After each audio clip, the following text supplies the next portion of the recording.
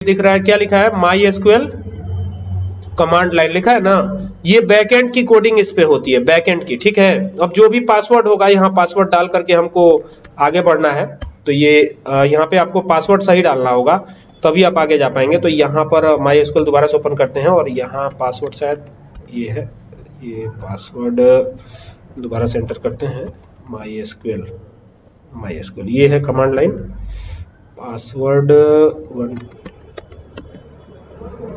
ये हो गया, ये पासवर्ड डाल के हम इन हो गए इसमें।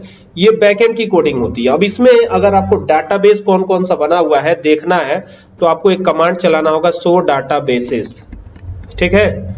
और यहाँ पे एंटर कर दोगे तो अब देखो ये कौन कौन सा डाटाबेस दिख रहा है, डाटाबेस का क्या नाम है, ये तो पहले से बना होता है, ये वाला इंफॉर्मेशन स्कीमा, और यहाँ पे परफॉर्मेंस स्कीमा ये भी पहले से रहता है, माई एसक्यूएल भी रहता है। बाकी यहाँ पे सकीला है, स्कूल डी है, और एक वर्ल्ड नाम से सिस पहले से रहता है। तो कौन कौन से डाटाबेसेस हैं ये आपको क्लियरली दिख रहा है, किस किस नाम से डाटाबेस बने हुए हैं।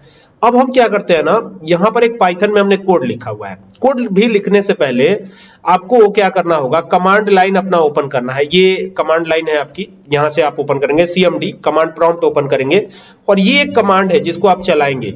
देखिए यहाँ पर कमांड क्या है, ये पढ़िए, देख रहे हैं, इंस्टॉल माई एसक्यूएल डैश है, फिर कनेक्टर है, फिर डैश है, फिर पाइथन है।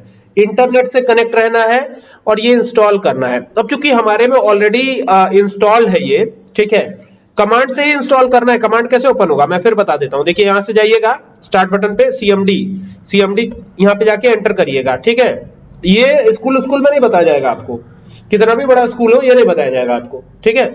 तो ये ध्यान दीजिएगा, और यहां पर ये टाइप करना है आपको, पिप install my SQL dash connector dash Python, ठीक है। जैसे ये लिख के एंटर करेंगे तो इंटरनेट से अगर कनेक्टेड है, इंटरनेट की स्पीड ठीक ठाक है, तो ये डाउनलोड होगा, मुश्किल से 10-15 सेकंड लगेंगे, डाउनलोड हो जाएगा, ठीक।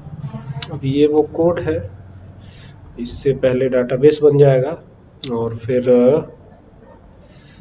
टेबल भी बन जाएगा। तो टेबल का नाम क्या होगा, डेटाबेस का नाम स्कूल डीबी है, स्कूल डीबी पहले से था नहीं इसमें, तो स्कूल डीबी नाम से डाटाबेस बन जाएगा, और टेबल भी बनेगा। टेबल का नाम क्या होगा, स्कूल डीबी नाम से डाटाबेस बनेगा, और टेबल किस नाम से बनेगा, स्टूडेंट टीबी नाम से। तो यहां से चलाते हैं इसको, बन गया। देखो यहाँ पे लिखा हुआ आ गया, माई एसक्यूएल में डाटाबेस और टेबल सक्सेसफुली क्रिएट हो गया। अब वापस चलते हैं एसक्यूएल पर, जो एसक्यूएल ओपन किया था हमने, यहाँ पे आ गए, और यहाँ पे पासवर्ड अपना जो भी आपका पासवर्ड होता हो वो डाल दीजिएगा, और फिर यहाँ पे शो डाटाबेसेस, और यहाँ पे टर्मिनेशन, शो SHOW डाटाबेसेस, ये ऐसे टर्मिनेशन। देन यहाँ पे स्कूल डीबी नाम से डाटाबेस बन गया है, तो हम स्कूल डीबी का यूज करेंगे, तो यूज स्कूल डीबी, ये हो गया।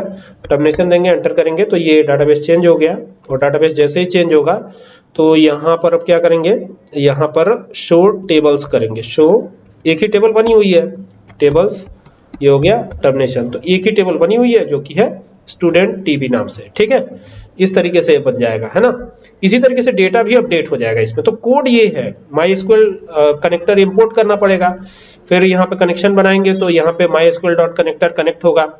बाकी यहाँ पे होस्ट में लोकल होस्ट रहेगा, यूजर और पासवर्ड आप जो भी आपका होता हो वो देख लीजिएगा। यहाँ पे टेबल का नाम जो भी देना है एक्सिक्यूट करवा लेना यूज करवा के, और फिर यहाँ टेबल बना लेना है, और टेबल बनाने के लिए लास्ट कोड यहाँ पर आप देख ही सकते हैं, ठीक है। लास्ट में कमिट का यूज किया और उसको क्लोज कर दिया जो कर्सर ओपन था, और यही लिख दिया प्रिंट में, तो यही प्रिंट हो गया, बस।